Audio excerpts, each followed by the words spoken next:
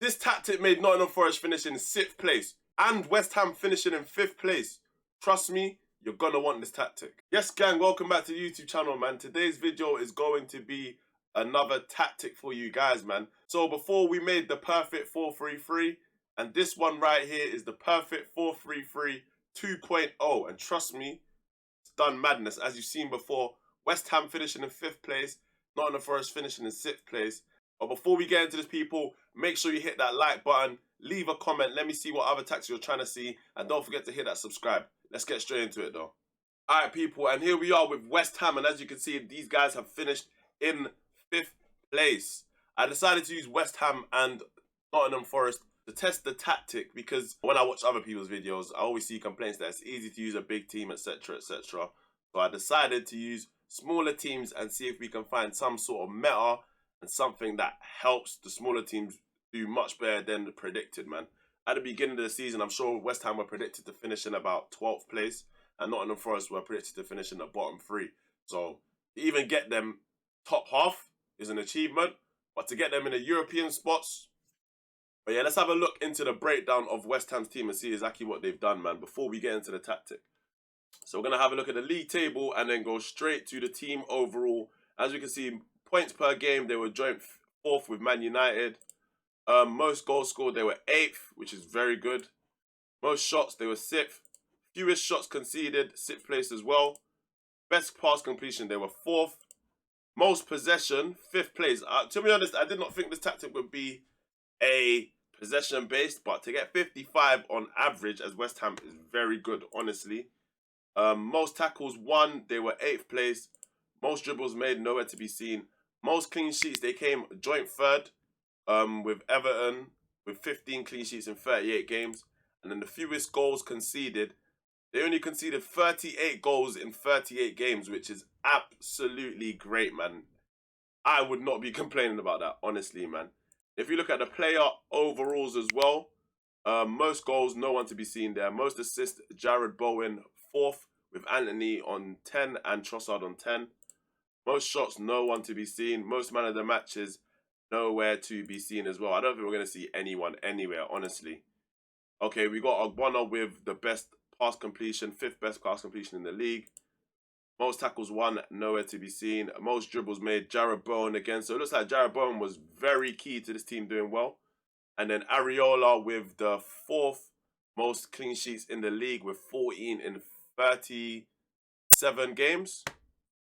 And then fewest conceded, Areola again with 38 in 37 appearances.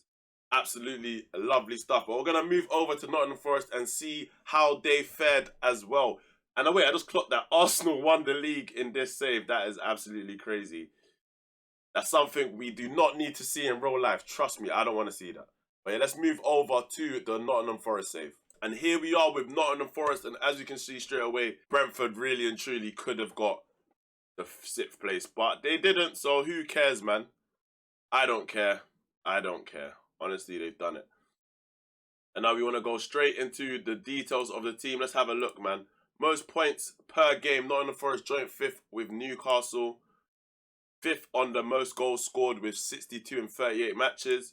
Most shots for, Nottingham Forest in 5th place. Fewest shots against, nowhere to be seen because they did have a 3-goal difference. So we know they was definitely getting peppered. Best pass completion, nowhere to be seen. And then with the most possession, again, they averaged 53. West Ham had 55.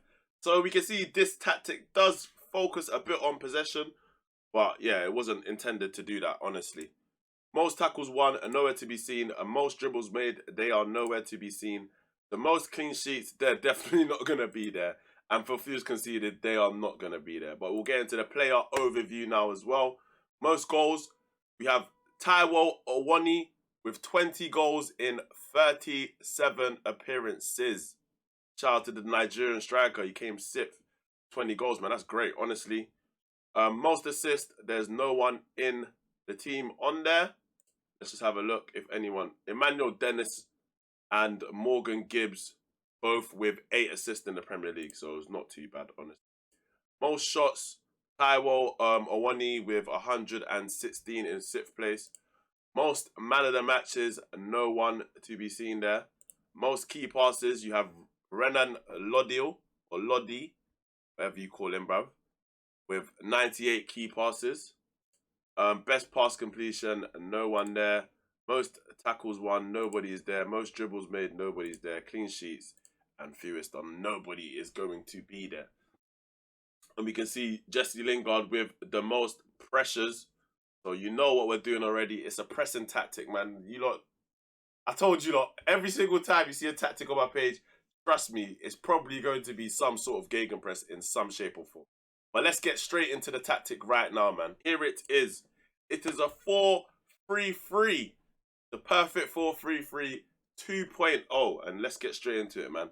So firstly, sweeper keeper on support, always. You have a left wing back on support. You have 2 ball-playing defenders. And then we have a right wing back on support as well. Then in the DM spot, we have an anchor with Declan Rice for this team. Box to box, further ahead. And then a Mazzala on the right on attack. Inverted winger on the right on attack. Then we have an inverted winger on the left also.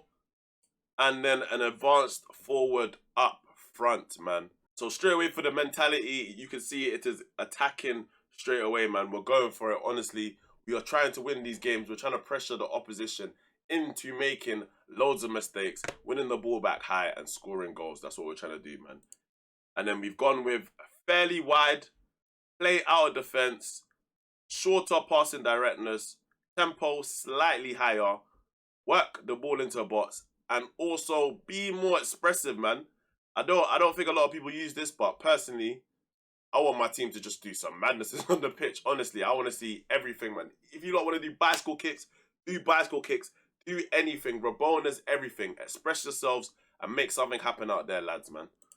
Then in transition, we're going with a counter press, a counter, then distribute to the fullbacks and distribute to the centre-backs, as well as throwing it long. And then our possession, we have gone with high press with a standard line of defence, trigger press much more often all the way up, and then prevent short goalkeeper distribution. And that has literally been it for me, man. I've used a similar tactic on my Birmingham save. The only difference I did with this on my Birmingham save was that I used a centre mid on attack. However, if you want to use it, you could use that. But I feel like the Mazzala has been buffed a lot, so I'm going to go with the Mazzala, man. And yeah, that's the tactic, people, man. The download link is in the description. So if you guys want to download that, make sure you download that and let me know how it goes for you, man. Good luck, my people. Bless.